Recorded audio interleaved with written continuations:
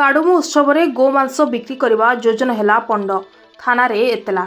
गजपति जिला काशीनगर थाना अंतर्गत गरीबंधा ग्राम में प्रभात रे दुईटी गाई को मारी मांस बिक्री करने योजना होता बेले ग्रामवासी काशीनगर थाना को सूचना देते। खबर पाई काशीनगर थाना अधिकारी सुनील कुमार बेहरा से ग्राम में पहुंची प्राणी चिकित्सकों को जन जांच करते। जेहेतु मकर संक्रांति पर एठाकार ग्रामवासी काडुमु उत्सव पालन करिथांती। एही उत्सव पई गोमांस बिक्री करबा योजना होइथिला बोली किछि ग्रामवासी सूचना दिथिले। गोहत्या नै काशीनगर थाना रे एक केस बांगारू महेश अभियोग करिसेंती। घटनारू प्रकाश जे काडुमु पर्व हेउथिबा बेले मांस बिक्री हेबार मसुदा चलिथिला। एही घटना हेबा परे काशीनगर अंचल रे चांचल्य सृष्टि होइतिबा दृष्टिगोचर होइछि।